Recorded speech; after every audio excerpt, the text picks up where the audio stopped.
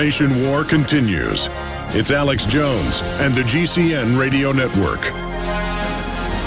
Okay, we're taking some more of your phone calls right now. Then I'm going to get into the big birth certificate news, the huge developments on that front with Barack Hussein Obama, real name Barry Soetoro. Mega newsreader in California, you're on the air. Thank you for holding.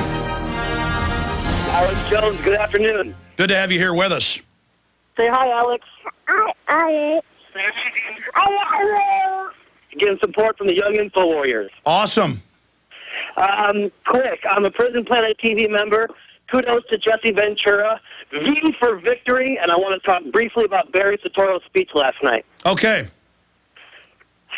As a father of 2 girls, and Barack Obama also being a father of 2 girls, it makes me sick to my stomach that this guy, and I know he's a human, somewhere inside he's got to be human, for him to joke about the TSA.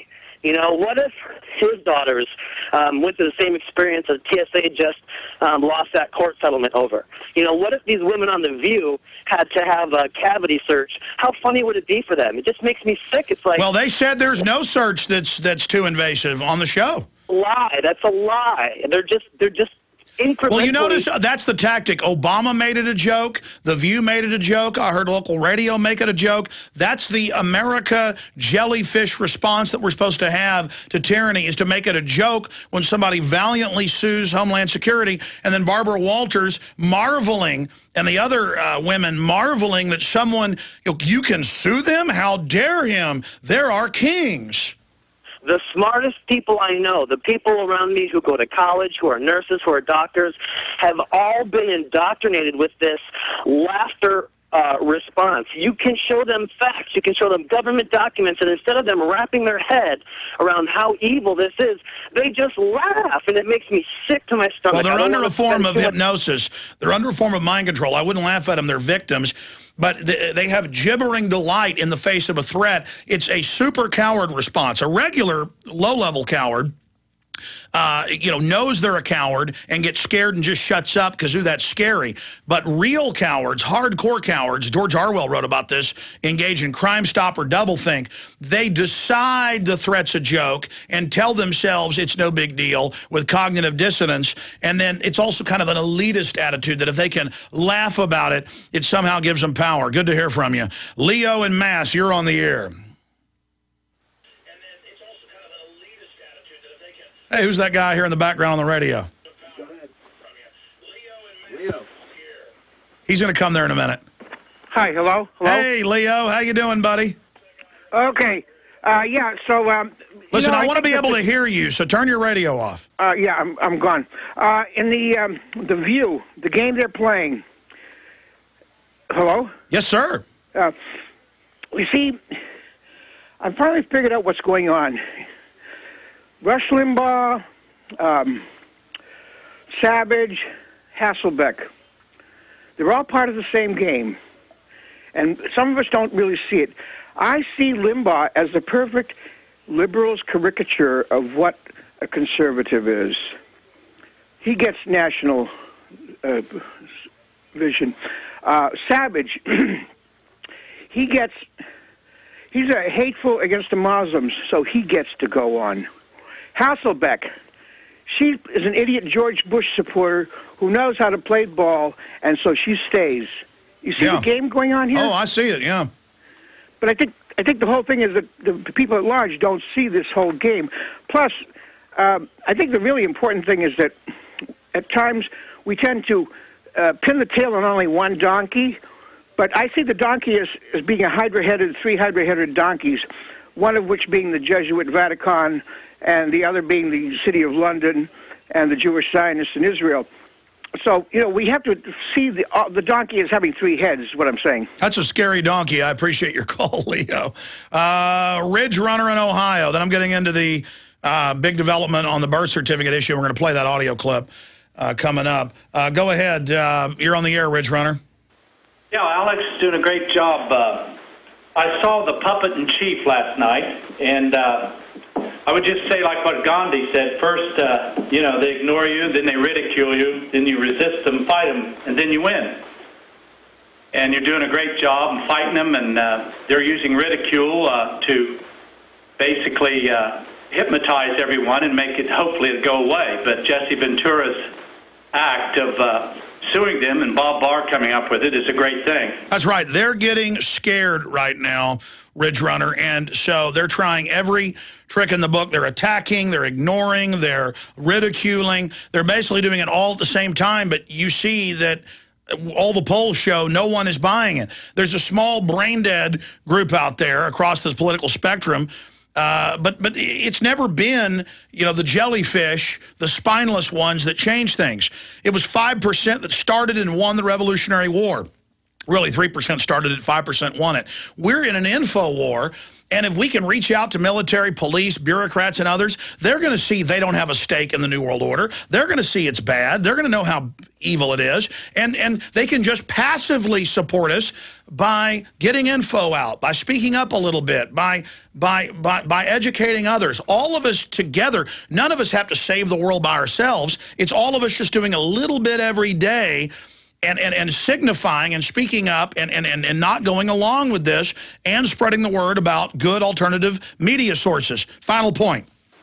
Yeah, just an observation, connecting some dots. You had your first speaker there talking about the towers. You know, Shapiro made the point about absent, you know, an OKC, Oklahoma City, and a 9/11, Obama's, administration would be kaput. And it just seems so convenient. Here you have Napolitano. Lindsey Williams talked about that friend of his and going to Washington and offered a job, and then she didn't take it. And then Napolitano said something's going to happen. I can't tell you what it is. And then this stuff happens in her state. It's, there's mind control. He was obsessed with it, this Tucson guy. And I don't know, connecting some of these dots. No. In fact, you just reminded me. I heard chatter on this show, other shows, about something's going to happen in Arizona. Remember that in the months before? And Lindsey Williams? Wow, I'd forgotten about that. I appreciate your call. It's crazy. Okay, here's really the biggest development yet that I've seen in the whole soap opera that is Barry Soetoro, a.k.a. Barack Obama's birth certificate. And just recapping, we know that he gave up his U.S. citizenship to become an Indonesian citizen, and his name's Barry Soetoro. That's not debated. We know his grandmother in Kenya claims he was born there. We know that they never released the real birth certificate but claimed that they had. Now they admit, okay, there's an original blueprint that has the footprints and the signature, and the governor, the incoming governor a month ago said, Abercrombie in Hawaii said, I'm going to release it. Then about 8 days ago, last Tuesday, the Honolulu Advertiser had an interview with him and just a footnote about, hey, what about the birth certificate? And he said, well, I've been looking and I can't find it, and I know that's going to become a big campaign issue, and I'm worried about it. And we covered that, and Jerome Corsi covered it, and Drudge covered it, and it got really big. Now, a very well-known reporter, I've heard this guy for years, Mike Evans. He does kind of straight, non-gossip, Hollywood and TV reporting. Mike Evans in Hawaii, friends for many years with the governor, who was a congressman. He's known him since he was, quote, a taxi cab driver. We're going to play that. You'll just hear it from him. But to say, yeah, I talked to the governor, my good friend, and he said they can find no records. They can find nothing. Not just the birth certificate, nothing. Obama has said it's 2 different hospitals. They don't know which one it is. This is really getting suspicious. And even the receipt of the birth certificate, a lot of experts looked at it and said it was fake. So this is a big constitutional crisis, and it's now time for congressional hearings on this. Let's go ahead and play part of this radio clip on KQRS-FM with them talking to the reporter who talked to Neil Abercrombie. And again, the reporter is Mike Evans, the Hollywood reporter. Here it is. Next item, no show business, but I have a personal interest, so I thought I'd share it with you.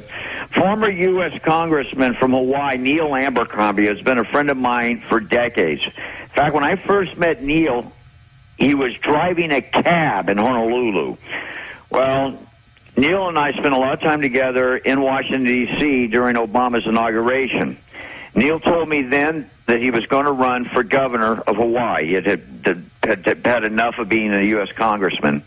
He also told me that stories, and he told me many times after Barack became famous, that when he was in college, going to the University of Hawaii, he was a friend of Barack Obama's dad, and he remembers Barack Obama as a little kid. He used to call him Barry. In fact, I did a TV interview with Abercrombie at C-SPAN the day after the inauguration, and we had to stop twice because he referred to the president as Barry, which after he did, he said, I got to call him the Mr. President. Well, Neil promised me that when he became governor, he was going to cut through all the red tape. He was going to get Obama's birth certificate once and for all and end the stupid controversy that he was not born in the United States.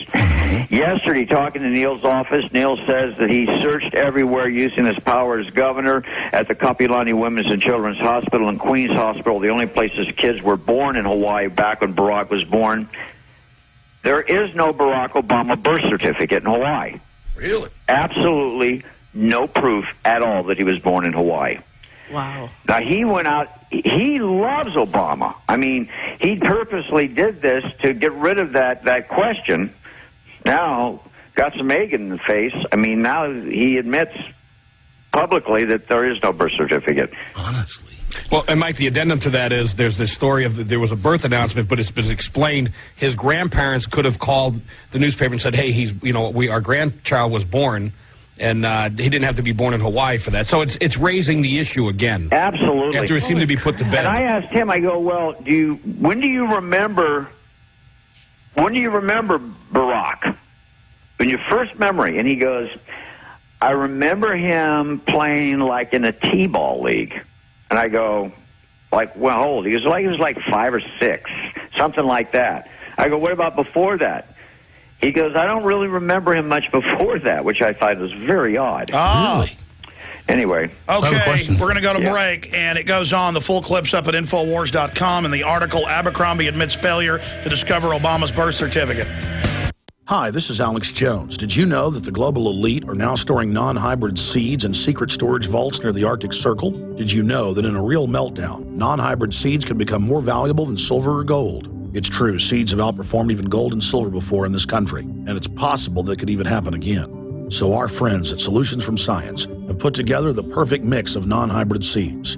They call it a survival seed bank, and it can produce an endless supply of nutrient-dense food for you and your family. And here's the best part. These seeds have not been genetically modified in any way, and you actually get enough seeds to plant a full-acre crisis garden. So visit them today at survivalseedbank.com. That's survivalseedbank.com, or give them a call at 877-327-0365. That's 877-327-0365. Remember, in a real crisis, non-hybrid seeds are the ultimate barter item. This is Alex Jones for survivalseedbank.com.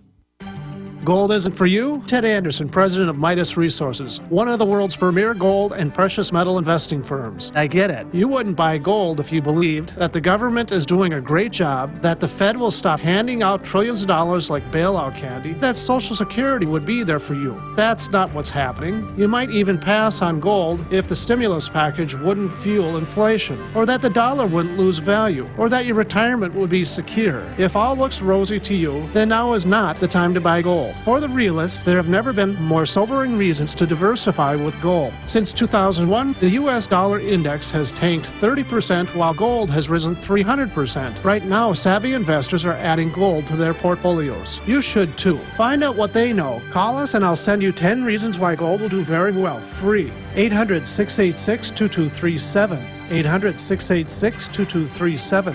That's 800-686-2237.